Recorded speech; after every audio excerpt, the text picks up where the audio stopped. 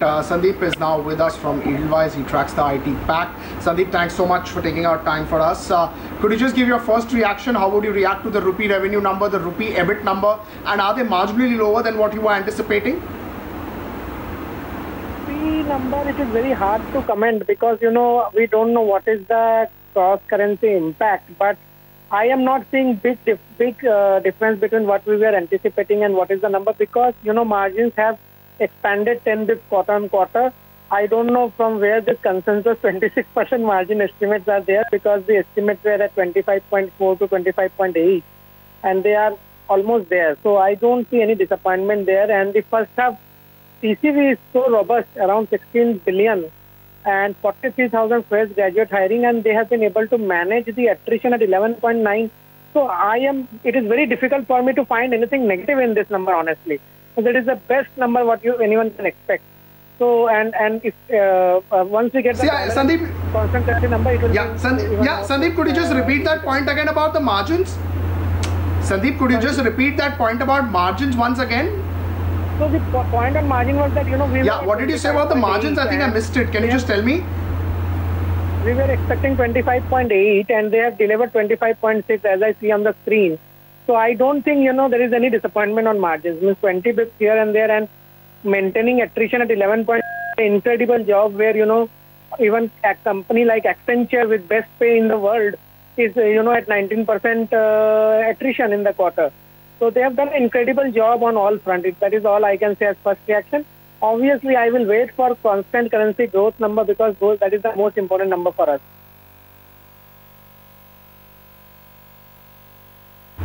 Right. What is the expectation on those lines? I think anywhere between 5.8 to 6 is a good number. What are you expecting? Sorry? Right. Moshe Khatri is also with us. Moshe, just hang on, Sandip, with us. Moshe Khatri is also with us. Moshe, what do you make of the numbers in terms of TCS, what they have delivered and how they have performed? Yeah, in general, the demand metrics continue to look very robust. Mid-teens constant currency growth, this is something we haven't seen for some time. I think in general, I kind of concur with management's commentary that this is a 3 to 5 year spending cycle that's been driven predominantly by the pandemic.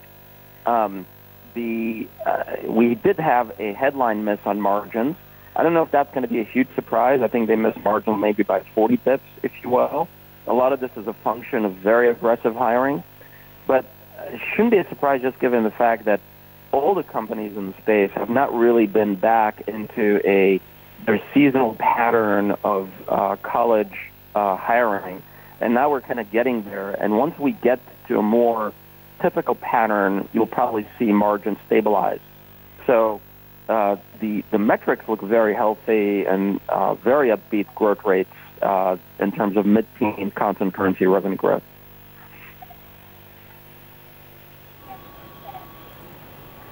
Okay. Onkar Tansale of Axis Securities is also joining us on the phone line. Do stay with us, Moshe.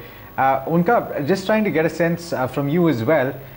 We heard earlier that the margin estimate, the consensus was 26 according to what we saw. It's come in at a little lower than that. What's your initial reaction to that 25.6?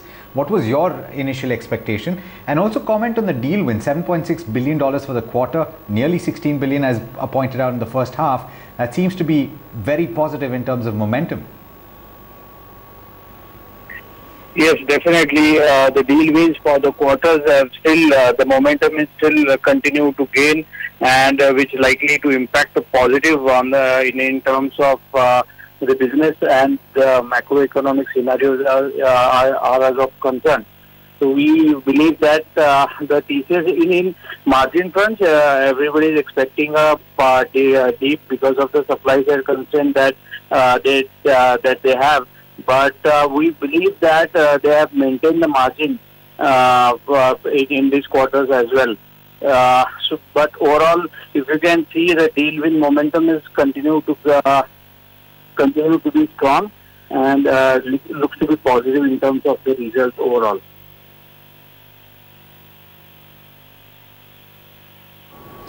Moshe, comment on this. specifically on the margin, because that seems to be the only slightly negative point here. Would you call it that, or is it something that's within the range that you were expecting? And also on the deal wins, are you satisfied? Were you expecting this number? It's more or less, I think, within the range that people were expecting. Yeah, the deal wins on a trailing 12 months basis are robust, but if you really want to nitpick, you can probably look at that on a sequential basis. They've been kind of coming down on a quarterly basis. But again, you have to look at deal wins just because they're lumpy on a trailing 12-month basis, and that number is very significant. The margin side of the business, these guys have been doing this for a long time. And remember, there are times where wage inflation in India was north of 10%. But the headline numbers sound huge, but on a relative basis, remember, India-based comp typically accounts for 12 to 15% of cost of sales. On a relative basis, even a 12% wage inflation will have an impact of a couple hundred basis points on margins, and these have been manageable in the past, and in our view, they'll be manageable this time as well. So at this point, I think we're just going back to normal in terms of recruiting practices, the seasonality in terms of recruiting, and all these companies, I think, are going to go back to probably using a bit more fresher versus laterals, and that's also going to help the blended base of the cost or the compensation cost of the business. So all of these will be positive down the road.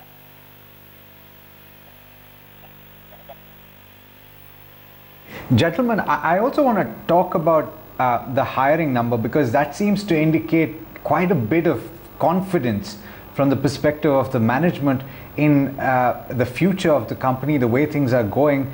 FY22 fresher hiring target almost doubled. Expect to hire another 35,000 in the second half of this current financial year. And based on the attrition numbers that we're seeing of just about 12% in this quarter gone by, it was even lower in the first quarter. One would assume that we're seeing a substantial increase in the base of employees as well. Sandeep, comment on this. What do you have to say in terms of these numbers that you're seeing on the hiring level? So this is, in my view, the only way to look at this is two things. As you rightly mentioned, the attrition numbers are under control at below 12%. And on top of that, if you are hiring 43,000 people in a quarter, it very clearly indicates the amount of pipeline and the amount of confidence you have in the future. And remember, even if there is a miss of, let's say, 20-40 bits on the margin, this is the worst quarter which is behind now, because most of the people who are in training will start joining the workforce from this current quarter. So, the peak of margin pain is also behind us. And I expect the same commentary from the management when they come on the press conference. And if that is the case, then I think, we have a very robust growth ahead and very robust margin outlook ahead. So there is no reason to be disappointed at all on any of this front. I believe the key metrics are very, very strong.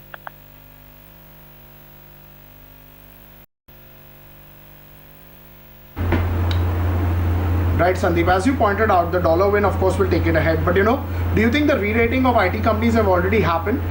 Do you see that that re-rating would continue? They would continue to enjoy high PE multiples. Maybe there could be a 1-2% EPS cut, if any. But, do you believe that these multiples are not going anywhere because the deal wins are particularly strong? Yeah, see, I think, the amount of order book which these companies are booking right now and the way the commentaries are coming from the hyperscaler, one thing is very clear, and I would repeat that, it is not a 1, 2, 3 quarter upcycle. There will be at least very robust growth for 2 to 3 years. And, that implies that, you have clear visibility for a longer period of time, and people will upfront the multiple. So I don't see any compression in the multiples. In fact, I would say that this is the worst in terms of, margins. The worst quarter is behind us. So from here, everything will be much better, and we'll see continuous upgrade the way we saw in last few quarters. So, and you see the new client addition also, that is also very, very encouraging. So I will say that, this is a very, very good number and very good operating metric. Although versus our estimate, there is a slight miss. There is no denial on that.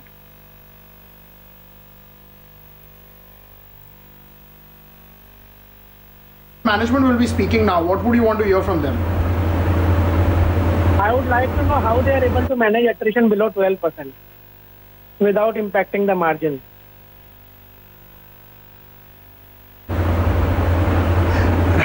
Sandeep, I know you're very, happy by that attrition number. But what would you like to hear about H2? I mean, the outlook, what they generally tend to say. Is there any margin impact? What sort of those things you would like to hear from them? No, I think there is no reason to be pessimist on any front now from here. As I said, I think the worst is behind in terms of margin and attrition. Things will cool off and stabilize from here on. So I believe that the commentary will be on same lines.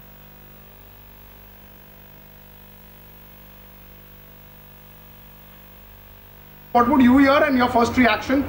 Could this lead to a marginal EPS cut coming in, or maybe no increase in EPS, which the street was already anticipating the upgrade cycle?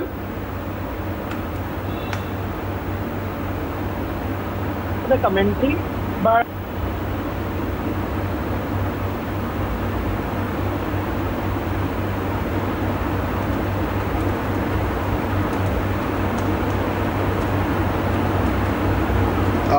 Onkar, I think I missed your voice. What are you trying to say? The commentary on? Hello. Okay, I'm audible. Moshe is also with us. We'll just connect back to Onkar. Moshe, the management. Yeah, you're audible. Can you just start by saying what sort of commentary would you want to hear, and on first reaction, what can be the sort of EPS cuts, if any, or no upgrades based on these numbers? Yeah, I mean, we like to hear that the commentary from the management that on the ramp up of the deals that they have won going ahead and the volume growth that they have expecting in next few quarters, and a commentary on the subcontracting costs and the other costs that have been involved, which help them to gain the margin momentum going ahead, and the commentary on the verticals.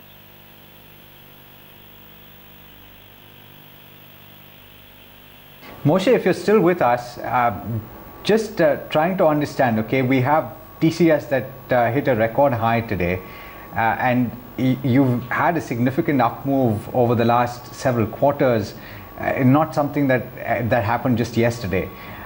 What do you have to say in terms of the levels that we're at right now? Does it capture the current momentum that we're seeing? Are the valuations just a tad bit stretched, or do you think there's a significant way to go for TCS at this juncture? Yeah, you've seen a revaluation. A lot of these names, just given the fact that we haven't seen that double-digit growth for 6, 7+ years, and we're starting to see that. And if this is sustainable, we're assuming that the revaluation will continue. So we actually do believe that on a relative basis, look at where the market is trading, look at some of the other kind of tech companies are trading. Typically, you will get rewarded for your ability to accelerate growth from mid-single digits to mid-double digits. That's a big deal in my book.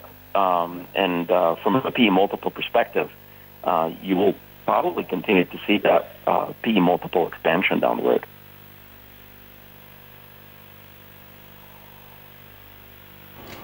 Just to follow up, and since the other two gentlemen on the program have had a chance to say this, what specifically are you going to be looking forward to when the management starts to speak in the next few minutes?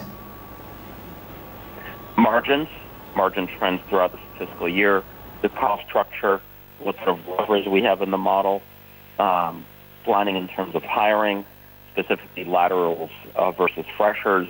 All these are going to be very important. And then how do we expect the pipeline to convert on a progression in terms of sequentially on a quarterly basis? And then maybe another one, any sort of preliminary thoughts on the budget cycle for calendar 22?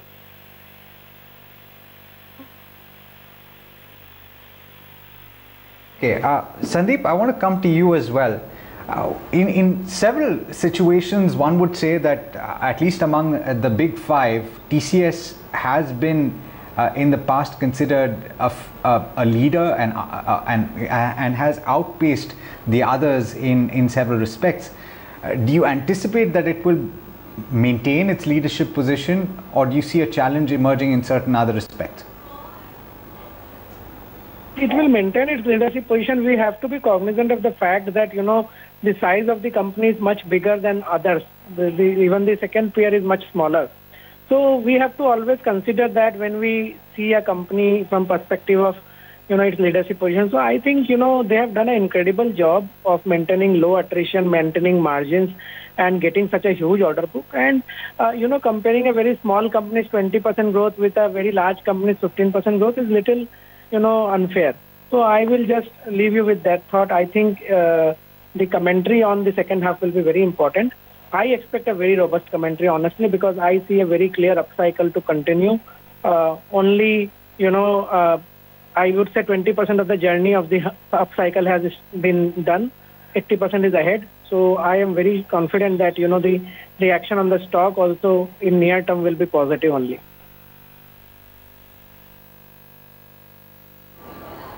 Okay, well, we'll see soon enough, Sandip. And I'm sure that a lot of the investors of Tata Consultancy Services will be very happy to hear that judgment from you. On that note, gentlemen, Sandip, Omkar, as well as Moshe, thank you so much for taking the time and for speaking to us so quickly after the results. We look forward to speaking to you in the very near future. Do stay tuned, everybody. We're just awaiting commentary from the management, which should be in just a short while. We're slipping into a short break, but more on the other side, so do stay tuned.